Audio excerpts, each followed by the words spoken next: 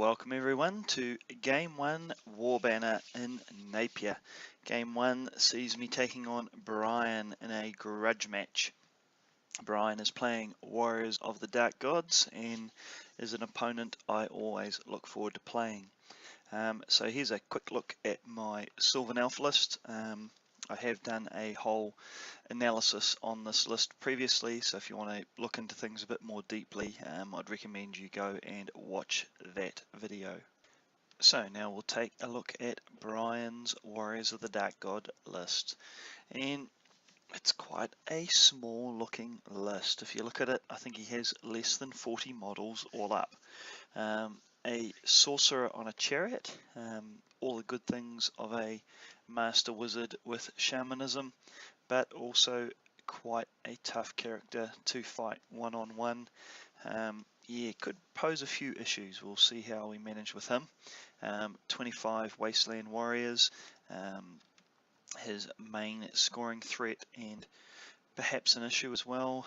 A unit I probably need to deal with if I want to get good carnage points out of this game. The double Crusher Knights and the double Chariots made me very glad that I brought my big block of Spearmen. The Battle Shrine has a nice cheap bound spell and 2 Hellscream Cannons, potentially a little bit of an issue for me. So yeah, felt reasonably good going into this matchup, felt I had the tools to take this list on, but at the same time I'm aware that he can hit me hard enough that close combat may not go my way as easily as I would hope. So now looking at our magic choices for the match. I rolled reasonably successfully with my magic and ended up with Scrying, Fate's Judgment, Know Thy Enemy, and Unerring Strike. Pretty happy with the spells that I've got. Unerring Strike is very important in most matchups for me. Scrying is nearly always useful. In this match I think Know Thy Enemy will probably be quite useful, as there's similar weapon skills and initiatives in the two armies. Fate's Judgment probably not that helpful, as he's got pretty good armor saves on most of his units, but it is an easy spell to get off for the Guiding Light bonus, so probably worth having anyway. In return for Brian, unfortunately I don't have any pictures showing his spell selection. From memory I believe he had Swarm of Insects, Chilling Howl and Break the Spirit. I'm not sure what other spell he had. I do remember though that he did not have the Totemic Summon. So moving on to deployment, and we start with from my right moving across to my left, I believe. So we're starting with a unit of Kestrels fairly close to the right hand side of the board. Next to them I have a Tree Father. Across over further is a unit of Briar Maidens with my Forest Prince in there. Then we have my big unit of Spearmen. Attached to that you can see is my Elk Lord model. That is our duelist, he is called throughout this tournament. A special extra character who anything directly, but gives bonuses to scoring for the secondary objectives, or sometimes gives bonuses to the unit that he is attached to. In this scenario, any barrel or token that you take off the board with the unit that your duelist is attached to, you gain 50% more victory points. So useful if you can use that unit to take those tokens off the board. This unit unfortunately though is probably too valuable to me to spend 2 or 3 turns carrying items off the board. Next to that, very central to the board, we have our Skirmishing Dryad unit with our Matriarchs in there. And then right across on the far left hand side we have our Tree Father, our Reserve Dryad Skirmishing unit, and a unit of Kestrels. So put both units of Kestrels fairly wide, hoping to push forward and threaten the flanks of the Warriors of the Dark Gods fairly early on. So in the deployment of the Warriors of the Dark Gods, starting on, we have his big unit of core warriors. Quite a nasty unit really that I can't push into with too many of my units confidently. Next to that we have the sorcerer on the chariot. Then we have his first cannon, followed by the tornado type thing in the back there is his shrine. Then we have his two mauler chariots on the hill. Next to that we have the next cannon, and then the two units of crushers. One of the things that really struck me with this list is just how small it is. I think it was 36 models all up, 25 of which are in that one infantry unit. A very interesting list to face. So moving on to Vanguard, on the left hand side I pushed my Kestrel unit as far forward as I could. Basically felt that I was guaranteed first turn after dropping everything early. I think I had +5 maybe on my roll. So I was confident I could move forward out of line of sight and threaten on that left hand flank right from turn 1. On the other side of the board, his big warriors unit right hard up against that board edge really meant that the Kestrels couldn't push forward, so they moved more into the center of the board. A little bit unsure exactly how I wanted to play that right hand side.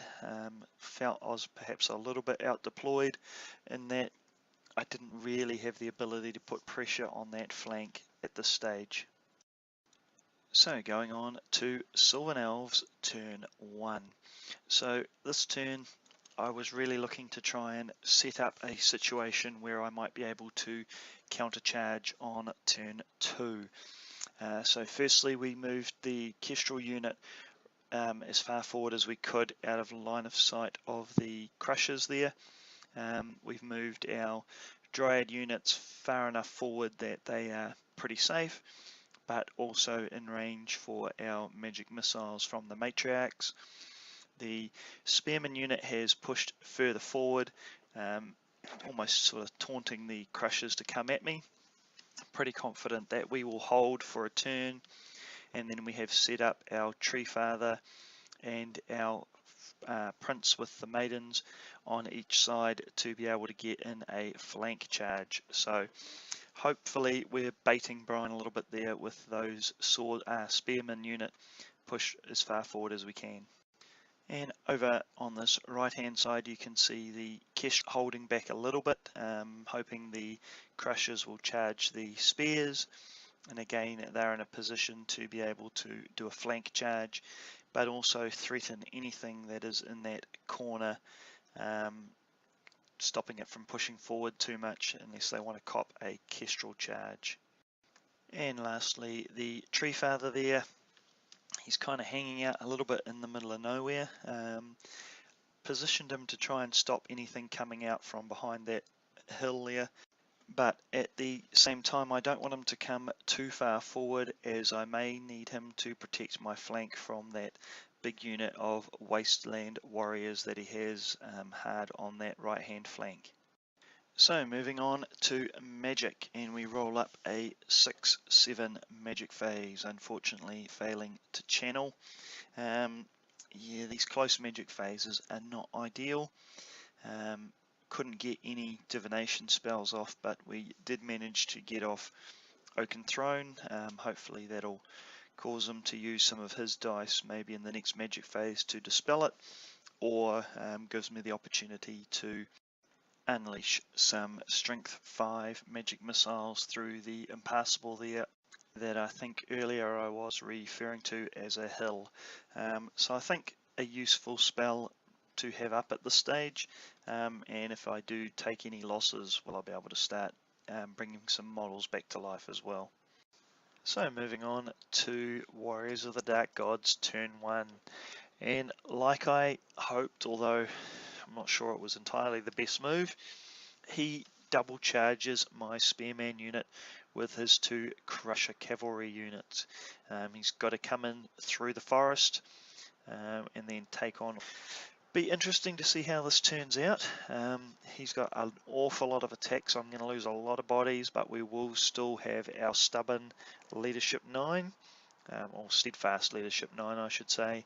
I'm hopeful that because he can't get max bodies in there, bit of dangerous terrain, bit of lethal strike, should manage reasonably well, and then we can counter charge with the Lord on one flank and the Tree Father on the other. Both units, as you can see, make their charge and get in, and from dangerous terrain I don't think he even took a wound, which was a little bit disappointing. In remaining moves, he really doesn't do that much. The chariots stay back up on the hill there, I guess biding their time for a downhill charge. The shrine stays in the corner, just in range for magic, as does the sorcerer. The infantry just move forward as the secondary objective, and really that is about it. So not much movement happening there at all. In magic, I think from memory he rolled up a 6/5 magic phase, and as you can see I was able to channel, so a fairly even magic phase there. From memory I don't think he was able to achieve much at all in his magic phase. I think he went for a swarm of insects on my Briar Maidens, and I stopped that, and then yeah, I can't remember what he cast after that, but I don't think there was any effect. In shooting though, he was able to score a direct hit with his cannon on my Briar Maidens, and unfortunately inflicted a couple of wounds there.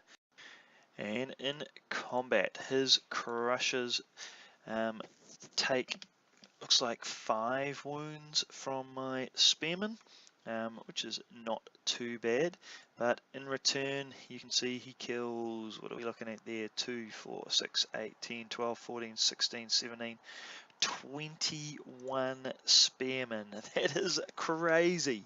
21 guys go down to those crushes, but fortunately we are still steadfast and we do hold on our leadership 9 reroll. But ouch, that hurt a lot more than I expected. I really do need my Forest Prince to charge in there and make a mess of them, really reduce their number of attacks back before next round of combat, because otherwise there's not going to be many spearmen left alive. So now going on to Sylvan Elves turn 2. Turn 2 sees me charging with both the Tree Father on the left hand side and the Forest Prince charging in on the right hand side. Hopeful that the combined might there of all 3 units will be enough to break the Crusher Knights. You can also see in this picture here that we continue to move the Matriarch bunker forward, just making sure that our magic missiles are in range there to put pressure on the cannons and the Mauler chariots, while the Briar Maidens move back behind the hill, wanting to protect them from being targeted by the cannons and swarm of insects, as any more losses to that unit means they won't be a good place for my Forest Prince to hide anymore. They will still be able to use their Master of Earth spell to bring some of their number back to life. You can also see I decided not to charge in with the Kestrels on the flank, instead position them ready to make a charge on the cannons or the chariots next turn. To the left of that combat, I just moved my 2 Dryad units up to be able to keep putting pressure on with magic, and in case of a miscast or something, the second Dryad unit is there close by for the Matriarchs to run back to. Further up on the other side of the board, you can see the Kestrel unit has moved forward to threaten to charge into the flank of the cannon or the chariots. A bit sloppy on my part, I didn't notice on my turn, but pretty much as soon as Brian started his turn, I had unnecessarily put those Kestrel units in the charge arc of that cannon. Yeah, rather stupid move on my part. So moving on to Magic, we roll up an 8-5 Magic phase. Unfortunately, we are unable to channel. And number one aim for Magic in this phase was to buff the heck out of those units in combat in the center of the board. Got to beat those Crusher Knights this turn. So we go for Know Thy Enemy on the Spearman unit, so we go first. Hopeful that by the time the Forest Prince and the Spearman are done, there'll be too few Crushers left to actually be able to inflict many wounds at all. We also managed to get Guiding Light off on the Forest Prince by going for an unerring strike on the Hellscream cannon, which we managed to get through and inflict 2 wounds. So quite happy there that we've got Guiding Light off, Know Thy Enemy off, and a couple of bonus wounds on the cannon as well. So in combat, well, it pretty much went how I expected it would go, although we didn't quite destroy the whole unit. So I think there was perhaps one Crusher left who ran away on an angle away from the rest of the army. So we pursued with the Spearman and the Tree Father, while the Lord did his overrun directly forward. Actually, it's possible maybe both units broke, I'm not quite sure, but anyway, we end up in a situation there where the Forest Prince is out on his own, right in front of 2 Mauler chariots and a couple of Hell cannons, so probably not the best and safest place for him to be right now. So the Warriors of the Dark Gods, in return, he charges my Spearman unit in the flank with his Hellscream cannon. I elect to flee as I've got Guiding Light up, and that's really not a charge I want to take. I'm far enough away that there's pretty much no chance he'll be able to catch me. And surprisingly though, he did not redirect into my Kestrels, so that'll be a failed charge on the Hellscream cannon. He also elects to charge both Mauler chariots downhill into my Forest Prince. Yeah, this is probably going to hurt and could be a very, very costly mistake for me. Probably should have left him in the Briar Maiden unit earlier on when I ran them back behind the hill. So here you can see the failed charge on the Hellscream cannon. Yeah, pretty glad that that worked out the way it did. In remaining moves, he really doesn't do an awful lot. Positions his shrine and his shamanism mage to continue casting spells at me, while the Wasteland Warriors take the token off the board edge for the bonus 150 victory points. So moving on to Magic, and we roll up a 5-3 Magic phase. I am able to channel to make it 5-4, which means I'm able to pretty much stop everything that he's able to cast. I think he went for a Swarm of Insects on the Spearman unit, which I managed to stop, but then he scored a direct hit from the Hellscream cannon, and unfortunately that drops me down below 25%. So now I'm rallying on a Cold-Blooded Leadership 5 rather than Cold-Blooded Leadership 9. That's a significant problem. So moving on to combat, and the double downhill charge from the Mauler chariots fails to inflict any wounds at all. Worse, I inflict a couple of wounds back, 3 I believe, which was just enough for me to win combat, and one of the Mauler chariots breaks and runs. Oh, that was a lucky break for me. So moving on to Sylvan Elves turn 3. So at this point we go for a charge on the Mauler chariot with the Tree Father, which I believe chases the chariot off the board. We then redirect into the flank of the one that is still in combat with the Prince. The Kestrels that are on the flank of the Hell Cannon charge into the flank there as well. Unfortunately, my Spearman unit failed to rally and they continue to run. The Briar Maiden unit I decide I'll leave behind the hill. I figure I can still cast Master of Earth from here using the impassable terrain, and I only need to bring back 1 or 2 of those spearmen, and then they're back to rallying on leadership 9, which I figure would be rather useful.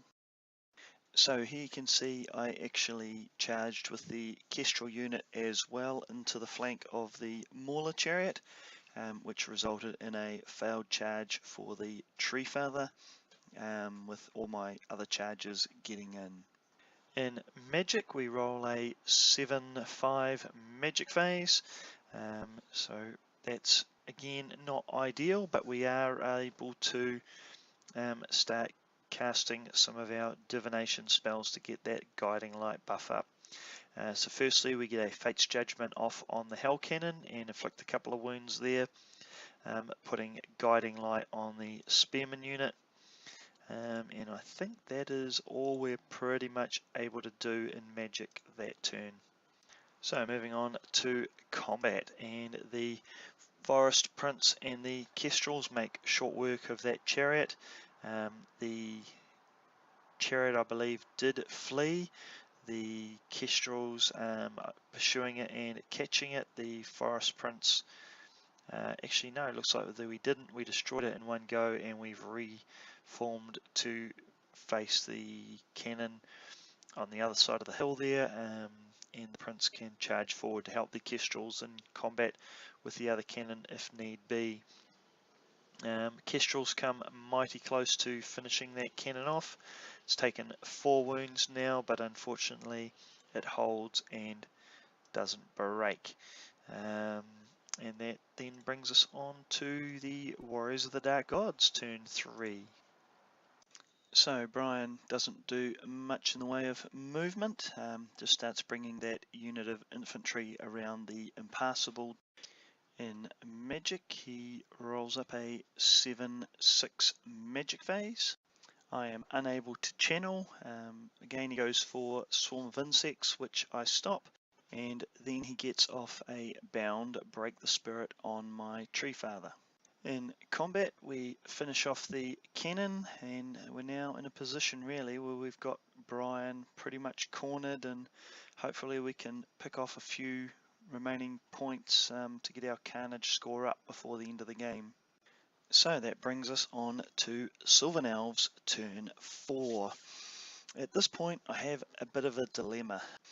I'm fairly happy with how this game is going. I'm well up in terms of points, but being a carnage system, you really need to kill off as many points as you can in every game. So while at this point I would normally be fairly happy to take what I feel would be a fairly reasonable win, at this stage I kind of feel like I'm going to have to push, maybe take some risks, because only scoring maybe 2,000 to 3,000 points is not likely to keep me in touch with the big winners of round 1, who may well score 4,500 to even 5,000 points. So we decide we'll make a whole bunch of charges into that Hellscream cannon, both Kestrel units and the Forest Prince as well, who will then hopefully overrun, and then hopefully we can get the Shrine and possibly the Sorcerer as well. At this stage, not really sure how I can get that Wasteland Warriors unit. So all 3 make it into combat with the cannon. Unfortunately, the Forest Prince was in the front, so he's going to end up in rather a bad position after this combat. Probably should have thought that through a little better. In remaining moves, the Tree Father, who had the Break the Spirit, just as a normal move back, rather than risking dangerous terrain. The other Tree Father moves forward as well, so they're both in a position to either countercharge the next turn or to gang up and shoot whatever comes closer, whether it's the Wasteland Warriors or the Sorcerer. I really haven't quite decided at this point how I'm going to try and deal with those 2 units. The 2 Dryad units just move closer so I can continue to use my divination spells on either the Sorcerer, the Wasteland Warriors, or just giving out buffs. While once again my Spearmen fail to rally. This is starting to become quite tiresome and starting to make me regret some of the mistakes I made earlier in the game. We have kept our matriarchs just close enough that we'll be able to get guiding light on them. Hopefully we'll get one more good chance to rally them next turn. So in Magic we roll up a 6/4 Magic phase. Again we fail to channel. So yeah, unfortunately we're going to keep playing that game of getting spells off and putting guiding light on our Spearman unit. Really hoping it rallies. Still has got probably 2, maybe 3 opportunities to rally still. In combat we absolutely destroy the last Hell Cannon. The Prince has to overrun unfortunately, so he's now in a bad position where he can't do too much more. The Kestrel units reform so that they are ready to take the charges from the Shrine and the Sorcerer General that are most likely to happen.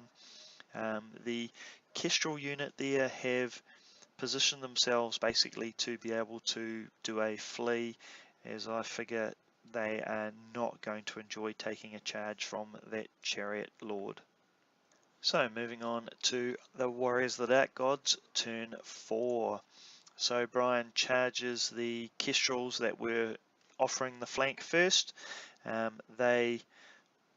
Actually no, I think he charged the closest unit first, and we fled 10 inches, which was just slightly too much. I think it was only 1 or 2 millimeters off the table, unfortunately. He then redirects into the other Kestrel unit, which flees as well, but flees far enough away that they are now quite safe. So after failed charges from both the Shrine and the Chariot, not much else happens. The infantry unit has just continued to move cautiously forward. Magic, they roll up an 8/4 Magic phase with me failing to channel and Brian managing to channel. So a 9/4 phase is off a Swarm of Insects on my Dryad unit and killed off 2 Dryads, and that was about all he was able to do this turn. So moving on to Sylvan Elves, turn 5. So turn 5 sees us basically decide that at this point we need to try and just conserve some points. There's not a lot more points that we can easily pick up.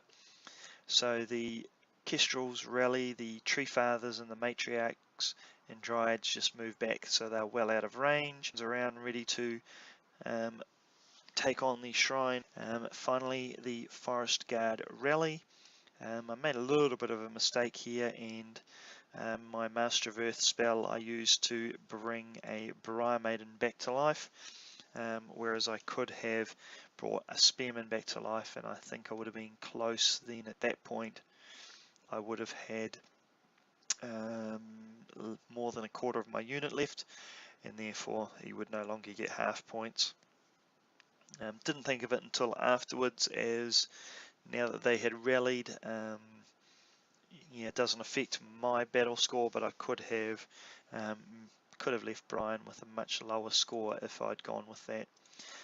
Magic, I don't think I managed to get anything else off other than Master of Earth.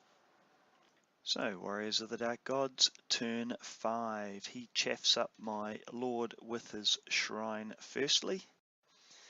The mage on the Chariot just turns around ready to face me for the last turn of the game, and the infantry unit there move forward towards the middle of the board, perhaps hoping that he's able to get in combat with me.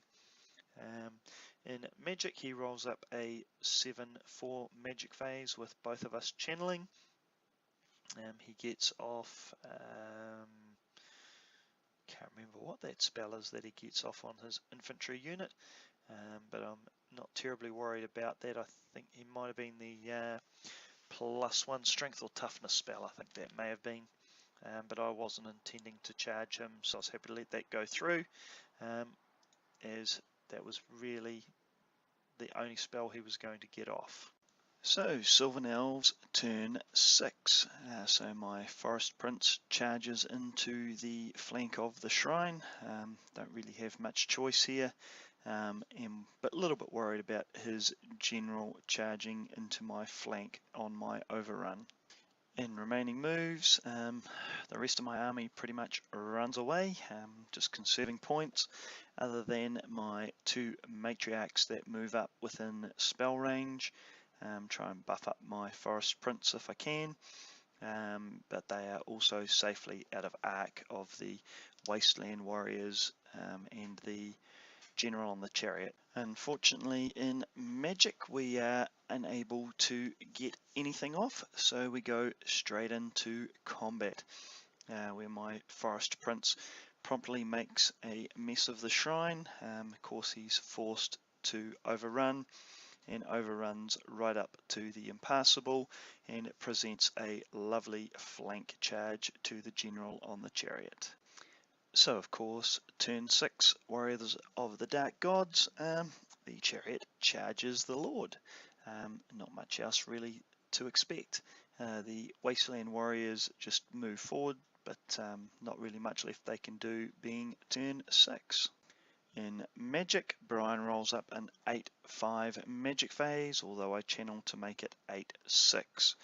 I do my best to stop him, but unfortunately I'm unable to prevent him getting off a shamanism spell, so he's now going to have 5+ to wound in combat with my Lord, which could be an issue.